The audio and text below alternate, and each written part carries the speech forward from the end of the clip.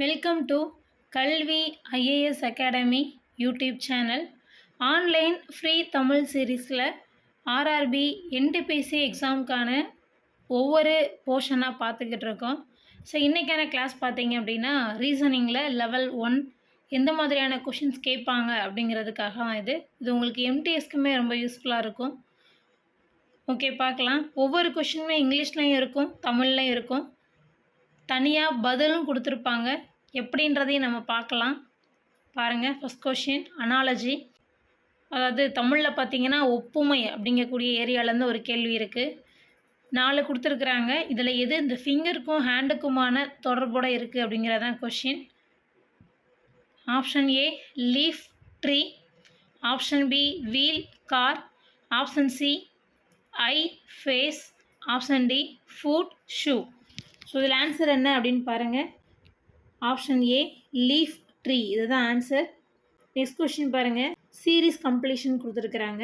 இதுக்கு அடுத்து என்ன வரும்ன்றதை நீங்கள் கண்டுபிடிக்கணும். பாருங்கள், 2, 5, 10, 17, 26 இதுக்கான டிஃப்ரெண்ட்டை நம்ம பார்க்கணும். முதல்ல பார்த்தீங்க அப்படின்னா இந்த டிஃப்ரெண்ட்டாக வரக்கூடிய நம்பர் ஆட் பண்ணால் வரலாம், மைனஸ் பண்ணால் வரலாம், மல்டிபிள் பண்ணால் வரலாம், இல்லை டிவிஷன் பண்ணால் கூட வரலாம். இல்லை அப்படின்னா டிஃப்ரென்ஸ் எடுத்திங்கன்னா கூட வரலாம். இல்லை அப்படின்னா டிஃப்ரென்ஸ் ஆஃப் டிஃப்ரென்ஸ் எடுத்திங்கன்னா கூட வரலாம். சரியா? இந்த மாதிரி எதானாலும் இருக்கலாம். டிஃப்ரென்ஸ் ஆஃப் டிஃப்ரென்ஸாகவும் கூட இருக்கலாம். ஓகே, சரி. இப்போ இது எப்படி வருதுன்றதை நம்ம பார்க்கலாம். 2க்கும் 5க்கும் டிஃப்ரெண்ட் எடுத்திங்க அப்படின்னா 3 அப்படின்னு சொல்லி வரும். 5க்கும் 10க்கும் டிஃப்ரெண்ட் எடுத்திங்கன்னா 5ன்னு வரும். 10க்கும் 17க்கும் டிஃப்ரெண்ட் எடுத்திங்கன்னா 7ன்னு வரும். 17க்கும் 26க்கும் டிஃப்ரெண்ட் எடுத்திங்க அப்படின்னா 9ன்னு வரும். ஆப்வியஸ்லி இந்த நம்பர்லாம் நீங்கள் பார்க்கையில் 3, 5, 7, 9 இதெல்லாமே ஒற்றைப்படை எண்கள். 9க்கு அடுத்ததாக வரக்கூடிய எண் 11ஆக இருக்கும். ஸோ நம்ம என்ன பண்ணணும் அப்படின்னா இந்த 11 இந்த 26 கூட ஆட் பண்ணி பாருங்கள். அதில் வரக்கூடியது ஆப்ஷனாக இருக்கிறதுக்கான வாய்ப்புகள் இருக்குது. ஓகே, ஸோ இப்போ 26 + 11 எடுத்துக்கிட்டிங்க அப்படின்னா 37. ஆப்ஷன் ஏ இதுதான் இதுக்கான ஆன்சர். ஏன் கொடுத்துருக்காங்க பார்த்தீங்களா? இதான் தொடர் நிறைவுங்கிறத நீங்கள் இப்படி தான் செய்யணும். ஸோ நம்ம சொன்ன மாதிரி அடிஷன் பண்ணி பாருங்கள், மைனஸ் பண்ணி பாருங்கள், மல்டிஃபிகேஷன் பண்ணி பாருங்கள், டிவிஷன் பண்ணி பாருங்கள். டிஃப்ரென்ஸ் ஆஃப் டிஃப்ரென்ஸும் எடுத்து பார்க்கலாம், டிஃப்ரென்ஸும் எடுத்து பார்க்கலாம். ஸோ ஒவ்வொரு சம்முக்கு ஏற்ற மாதிரி இது டிஃபர் ஆகும். ஓகே, நெக்ஸ்ட் ஒன் பார்க்கலாம். கோடிங் டீகோடிங் கொடுத்துருக்குறாங்க பாருங்கள். இதில் என்ன அப்படின்னா கேட் அப்படின்னு சொல்லக்கூடிய இந்த வார்த்தையை எப்படி எழுதுகிறாங்கன்னு பாருங்கள். கேட் அப்படின்னு சொல்லக்கூடியதை 3, 1, 20ன்னு எழுதுகிறாங்க. அப்போ டாக் அப்படிங்கிறது எப்படி எழுதணும் அப்படின்னு கேட்டிருக்கிறாங்க. சி அப்படிங்கிறது 3வது லெட்டர், அப்படி தானே? ஏங்கிறது ஃபர்ஸ்ட் லெட்டர், டிங்கிறது 20 லெட்டர். ஏபிசிடி நீங்கள் எழுதுனீங்க அப்படின்னா ஒவ்வொரு எழுத்துக்கும் ஒவ்வொரு நம்பர் அப்படின்றது நீங்கள் கொடுக்கணும். ஃபார் எக்ஸாம்பிள் ஏக்கு 1 அப்படிங்கிற நம்பரை கொடுத்தீங்கன்னா பிக்கு 2ன்னு வரும். இப்படியே போச்சு அப்படின்னா இசட் அப்படிங்கிறதுக்கு 26 அப்படிங்கிறது நம்பர் தான் ஆன்சராக இருக்கும். ஸோ இந்த இடத்துல ஒவ்வொரு எழுத்துக்களுக்கும் நீங்கள் ஒவ்வொரு எண்களை எடுக்கும்போது அதுதான் ஆன்சராக வர்றதுக்கான சான்ஸ் இருக்குது. ஃபார் எக்ஸாம்பிள் டாக், டிக்கான ஆன்சர் என்ன? 4. எல்லாத்துலேயும் கொடுத்துட்டாங்க பார்த்தீங்களா? 4. ஓங்கிறது எந்த எழுத்துக்களில் வரும்னு சொல்லி பாருங்கள். 15th லெட்டரில் தான் ஓ வரும். ஜிங்கிறதுக்கு நீங்கள் 7, G7 கண்ட்ரிஸை ஞாபகம் வச்சுக்கோங்க. அதே மாதிரி டீங்கிறதுக்கு T20 அப்படின்ற அந்த மேட்ச் கூட நீங்கள் ஞாபகம் வச்சுக்கலாம். டீன்னு வந்துச்சுனாலே 20வது எழுத்தாக இருக்கும் அப்படிங்கிற மாதிரி நீங்கள் ஞாபகம் வச்சுக்கலாம். இந்த மாதிரி ஒரு சில ட்ரிக்ஸை யூஸ் பண்ணுறப்போ நமக்கு ஈஸியாக இருக்கும். எம்முன்னு வந்துச்சுன்னா 13வது லெட்டராக இருக்கும், என்னென்னு வந்துச்சுன்னா 14வது லெட்டராகவும் கூட இருக்கும். ஸோ இந்த மாதிரியான விஷயங்களை நீங்கள் ஞாபகம் வச்சுக்கும் போது ஈஸியாக போட்டுருவீங்க. So right answer A 4, 15, 7. தமிழ்லேயும் அதே இது கொடுத்துருக்காங்க பாருங்கள். நெக்ஸ்ட் கொஸ்டின் பார்க்கலாம். லாஜிக்கல் ரீசனிங், தர்க்க ரீதியிலான காரணம். இங்கிலீஷில் பாருங்கள். All cats are mammals, some mammals are carnivores, then which of the following definitely true அப்படின்னு கேட்டிருக்கிறாங்க. தமிழில் பார்க்கலாம். அனைத்து பூனைகளும் பாலூட்டிகள் அப்படின்னு ஒரு வார்த்தைங்க இருக்குது. அனைத்து பூனைகளும் பாலூட்டிகள், சில பாலூட்டிகள் மாமிச உண்ணிகள் அப்படின்னு சொல்லி கொடுத்துருக்குறாங்க. இதில் எது சரியான விடைன்றதும் இங்கே இருக்குது.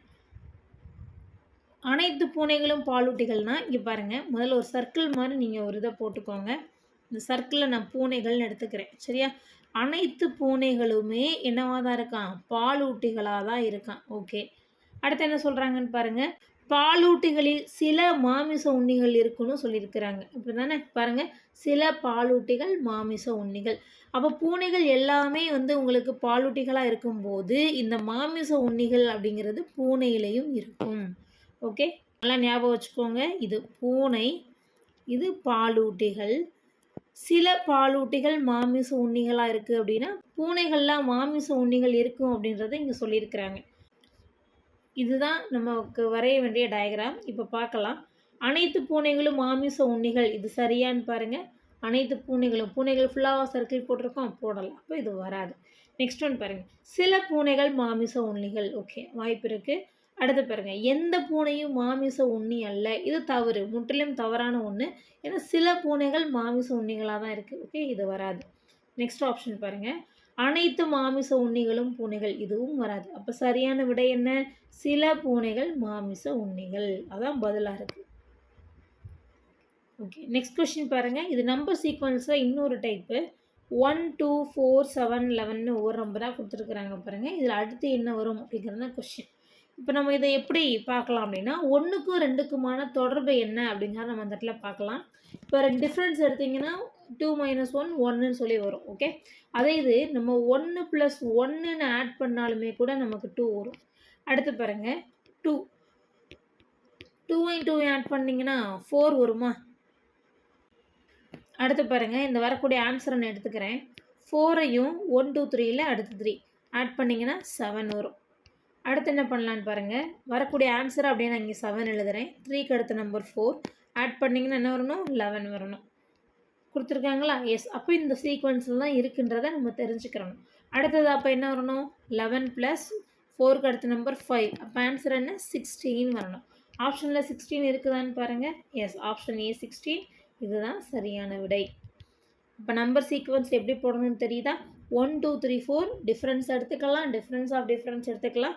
நீங்கள் ஃபஸ்ட்டு ஒரு டிஃப்ரென்ஸ் எடுக்கும் போதே ஒரு ஐடியாலஜி உங்களுக்கு கிடச்சிரும். இது போக ஸ்கொயர் ரூட்டு கியூப் ரூட்டுமே பார்த்து வச்சுக்கோங்க, அதுவுமே ரொம்ப முக்கியமானது தான். அடுத்த சம் பார்க்கலாம். ஆல்ஃபபெட்டிக்கல் சீரீஸ் கொடுத்துருக்குறாங்க. இதுக்கு அடுத்து என்ன வரும் அப்படிங்கிறத கொஷின். இப்போ பாருங்கள், நம்ம ஏபிசிடி நம்ம எழுதிக்க போகிறோம். A B C D E F G H I J K. ஆப்ஷனில் இருக்கிற அனைத்து லெட்டர்ஸ் வரைக்குமா நான் எழுதிட்டேன். இப்போ பாருங்கள், ஏ கொடுத்துட்டாங்க, ஏக்கு அப்புறம் சி கொடுத்துருக்குறாங்க, அதுக்கப்புறம் இ கொடுத்துருக்குறாங்க. விச் மீன்ஸ் என்ன? ஒன்று விட்டு விட்டு கொடுக்குறாங்க பார்த்தீங்களா? அப்போ ஈக்கு அப்புறம் ஜி, ஆப்வியஸ்லி ஜிக்கு அப்புறம் என்ன வரணும்? ஐ தான் வரணும். எஸ், ஐ தான் ஆன்சர். ஓகே, அப்போ எப்படி எழுதணுன்றதை பாருங்கள். இந்த ஏபிசிடி சீரீஸை வச்சு உங்களுக்கு நிறைய கேள்விகள் கேட்பாங்க. அடுத்து ஒரு மேத்தமெட்டிக்கல் ஆப்ரேஷன் கொடுத்துருக்குறாங்க பாருங்கள். 3 4s are 12. எஸ், தெரியும். 4 5s are 20. அப்போ 5 6 are எவ்வளோன்னு கேட்குறாங்க. என்னது இது? டேபிள்ஸ் தான் கொடுத்துருக்குறாங்க. இது லெவல் 1 தானே, அதனால் உங்களுக்கு ஈஸியாக தான் இருக்கும். அப்போ 5 6 are 30, ஆன்சர் 30. தமிழ்லேயும் இதே செயல்பாடு இருக்குது. நெக்ஸ்ட் கொஸ்டின் பார்க்கலாம். டைரக்ஷன் சென்ஸ் கொடுத்துருக்காங்க பாருங்கள், திசை உணர்வு கொடுத்துருக்குறாங்க. இப்போ உங்களுக்கு இந்த மாதிரி சம் செய்யும்போது உங்களுக்கு டைரக்ஷனுங்கிறது கண்டிப்பாக தெரியணும். ராகுல் வடக்கு நோக்கி இருக்கிறார். அவர் 90 டிகிரி வலப்புறம் திரும்பி 10 கிலோமீட்டர், பின்னர் அவர் 90 டிகிரி இடப்புறம் திரும்பி 5 கிலோமீட்டர். ராகுல் தனது தொடக்க புள்ளியில் இருந்து எந்த திசையில் இருக்கிறார் அப்படின்னு சொல்லி ஒரு கொஷின் இருக்குது. ஆப்ஷனும் கொடுத்துருக்குறாங்க, பார்க்கலாம். முதல்ல இந்த மாதிரி சம் செய்கிறதுக்கு உங்களுக்கு டைரக்ஷன் தெரியணும். பார்த்தீங்கன்னா இதான் கிழக்கு, இது மேற்கு, வடக்கு, தெற்கு. இப்போ ராகுல் அப்படிங்கிறவர் வடக்கு நோக்கி இருக்கிறார், ஓகே, இந்த டைரக்ஷனில் இருக்கிறாரு. 90 டிகிரி வலப்புறம் திரும்பி, இப்போ இவருக்கு வலப்புறம்னு பார்த்தீங்கன்னா இந்த ரைட் சைடு, ஓகே, இது அவருக்கு ரைட் சைடாக இருக்கும். இப்போ அவருக்கு இது லெஃப்ட் சைடாக இருக்கும். 90 டிகிரினா இந்த இடத்துல, ஓகே, 90 டிகிரி வலப்புறம் திரும்பி 10 கிலோமீட்டர் வரைக்கும் நடக்கிறாராம். ஓகே, 90 டிகிரி வலப்புறம் திரும்பி ஒரு 10 கிலோமீட்டர் நடக்கிறார். திரும்ப என்ன பண்ணுறேன்னு பாருங்கள். இப்போ இவருக்கு பார்த்தீங்கன்னா இந்த பக்கம் ரைட் சைடாக இருக்கும், இந்த பக்கம் லெஃப்ட் சைடாக இருக்கும். திரும்ப என்ன பண்ணுறாரு? 90 டிகிரி இடப்புறம் திரும்பி ஒரு 5 கிலோமீட்டர் நடக்கிறார். ஓகே, அப்படின்னா அவர் எந்த டைரக்ஷனில் இப்போ இருப்பாருன்னு கேட்குறாங்க. கிட்டத்தட்ட ராகுல் வடக்கு நோக்கி தான் இருப்பார். ஸோ சரியான விடை இதுக்கு பார்த்தீங்க அப்படின்னா வடக்குங்கிறது தான் சரியான விடை. அப்போ கடைசியாக ராகுல் எந்த ஃபேஸிங்கில் இருக்காருன்னு பார்த்தீங்கன்னா வடக்கு புறம் தான். இந்த இடத்துல பார்த்தீங்கன்னா இந்த சம் பெருசாக போகலை, இந்த டைரக்ஷன்லேயே முடிஞ்சிருச்சு. இந்த சம்மம் பொறுத்த வரைக்கும் உங்களுக்கு 90 டிகிரினா எவ்வளவுன்னு தெரியணும். இதை எப்படி ஞாபகம் வச்சுக்கலாம்? சடனாக டேரக்ஷன் தெரியல அப்படின்னா அதுக்கு ஒரு இது ஞாபகம் வச்சுக்கோங்க. ஒரு ஃபுல் சர்க்கிள் அப்படின்னு எடுத்துக்கிட்டிங்கன்னா அது 360 டிகிரி இருக்கும், 360 டிகிரி இருக்கும். அப்போ ஆஃப் சர்க்கிள் அப்படின்னு எடுத்துக்கிட்டிங்கன்னா அது 180 டிகிரி இருக்கும். சரியா? 180 டிகிரி. இதுலேயும் ஆஃப் எடுத்துக்கிட்டிங்கன்னா 90 டிகிரி இருக்கும். அப்போ 90 டிகிரிங்கிறது இந்த ஒரு கால் பகுதி தான். அப்போ ராகுல் என்ன பண்ணுறாரு, இங்கே நார்த்து சைடு இருக்காருன்னு இந்த கால் பகுதி தான் அவர் போகிறாரு, ஃபுல்லாக அவர் போகலை. அதை நீங்கள் புரிஞ்சுக்கிறணும். ஸோ நீங்கள் கிழக்கு வரைக்கும் ஃபுல்லாக வந்துடக்கூடாது. 90 டிகிரி அப்படிங்கிறது அந்த கால் பகுதி, அந்த வட்டத்தினுடைய கால் பகுதி. அதை நீங்கள் ஞாபகம் வச்சுக்கோங்க. இந்த மாதிரி சின்ன சின்ன ட்ரிக்ஸ் உங்களுக்கு சமூகத்துக்கு ரொம்பவே முக்கியம். அடுத்து பாருங்கள், பிளட் ரிலேஷன் கொடுத்துருக்குறாங்க. ஒரு புகைப்படத்தை சுட்டி காட்டி அஞ்சலி என்ன சொல்கிறாங்கன்னு பாருங்கள். அவர் என் அம்மாவின் கணவரின் சகோதரியின் மகன் அப்படின்னு சொல்லி சொல்கிறாங்க. அப்படின்னா இந்த புகைப்படத்தில் இருக்கிறது யார் அப்படின்னு சொல்லி கேட்டிருக்கிறாங்க. சரியா? பாருங்கள், என் அம்மாவின் கணவர் அப்படின்னு அது யார் மீன் பண்ணுது? அஞ்சலியுடைய அப்பாவை மீன் பண்ணுது. சரியா? அப்பாவின் சகோதரி. அப்பாவின் சகோதரினா அஞ்சலிக்கு என்ன வேணும்? அத்தை வேணும்.